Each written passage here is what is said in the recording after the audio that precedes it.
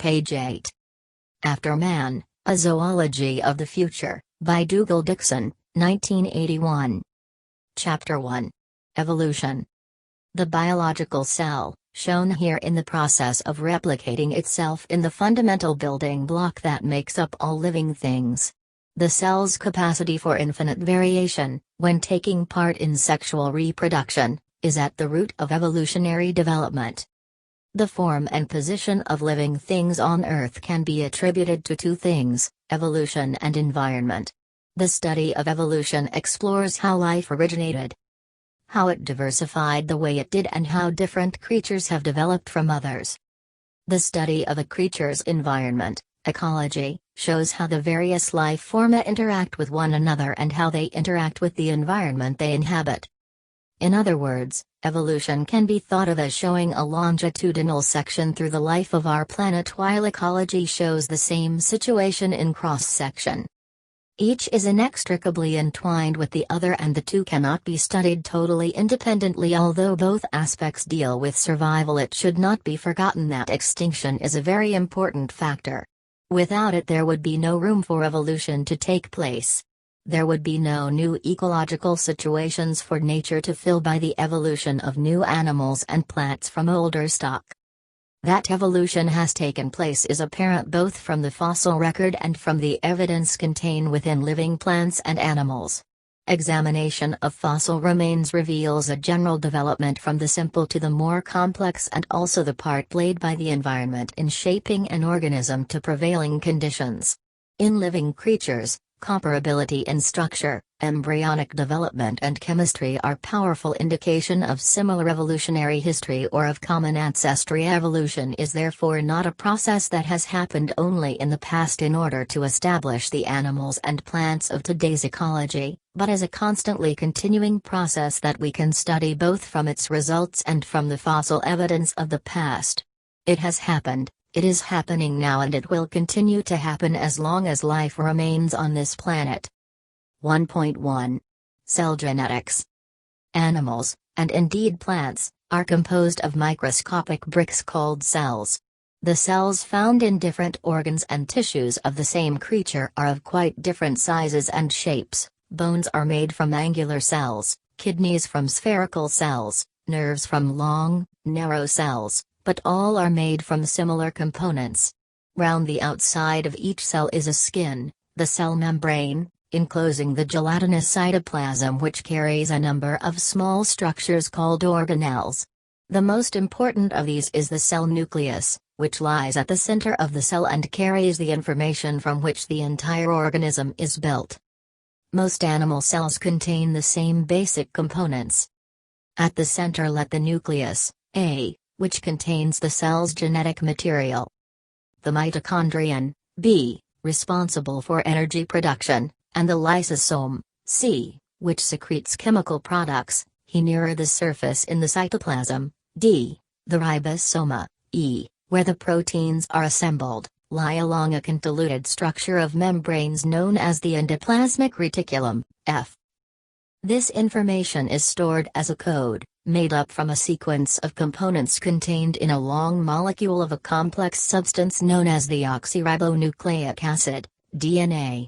The DNA molecule is a little bit like a ladder that has been twisted throughout its length. The shafts of the ladder are made up of sugar phosphate molecules, and each rung consists of a pair of molecules known as nucleic acid bases. There are only 4 of these bases, and the sequence in which they are found along the twisted ladder gives the coded instructions from which the whole organism is formed. Although repeated in its entirety in the nucleus of each cell of the organism, only certain parts of the code are needed to build up particular organs. The peculiar thing about the DNA molecule is its ability to reproduce itself. The molecule splits along its length and unwinds so that each half of the ladder consists of a shaft and a series of half rungs. The missing ladder halves are built from the pool of sugar phosphate bases, which is supplied by the creature's food and is present in each cell nucleus. As each of the 4 types of nucleic acid base in the strand attracts only a specific kind of nucleic acid base to itself, When two new complete strands of DNA are formed, they are absolutely identical to each other in the sequence of their components. This is the most important process involved in cell multiplication and underlies the growth of all organisms. However, to grow, organisms also require proteins in the form of either structural elements such as collagen, in the case of the packing tissue between organs, or as enzymes which aid specific biological processes. Although the production of proteins is carried on outside the cell nucleus, it is controlled by the DNA and is produced in a way analogous to DNA replication. The messenger that transmits the DNA's instructions to the protein production center, the ribosome, is a molecule known as RNA. It is formed along partly unzipped sections of DNA and differs only subtly from it. The messenger RNA travels to the ribosome, where it links up with another form of RNA, transfer RNA, which bears amino acids. It is from these amino acids that the proteins are formed. The RNA molecules are merely code carriers and ensure that the amino acids link together in the correct sequence to form the protein type required. In this way, DNA controls the workings of the whole cell and hence of the whole organism.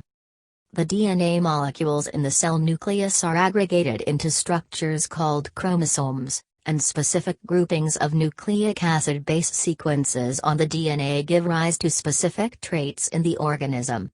These groupings are called genes.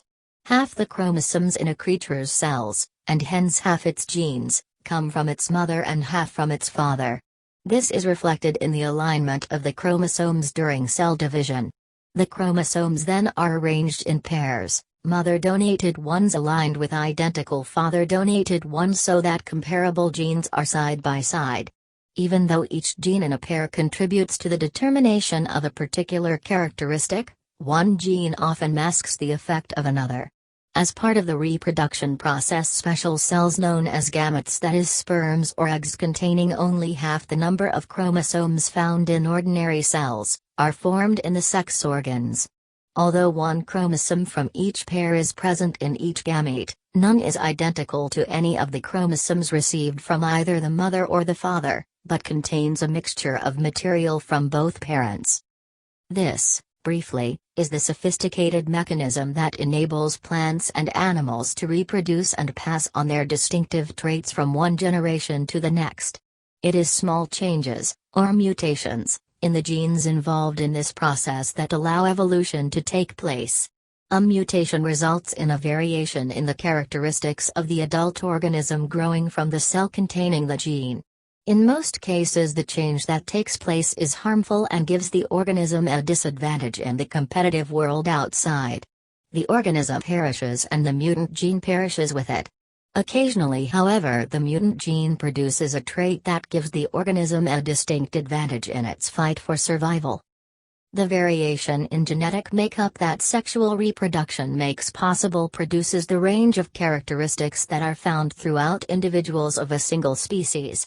Natural selection, which may be thought of as the directional impetus of evolution, acts on this variability, favoring certain characteristics and rejecting others according to their survival merit.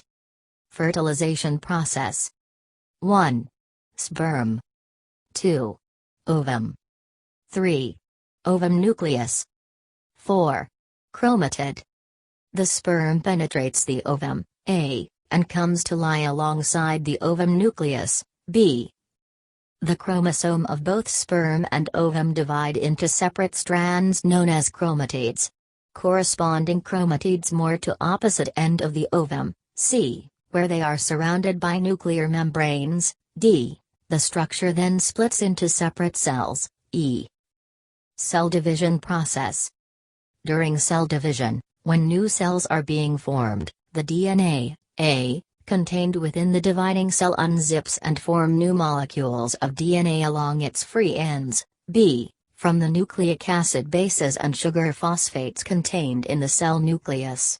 To produce messenger RNA, the DNA comes apart partially, C, and links with broadly similar material. The sugar phosphate backbone is slightly different chemically and one of the nucleic acids is substituted.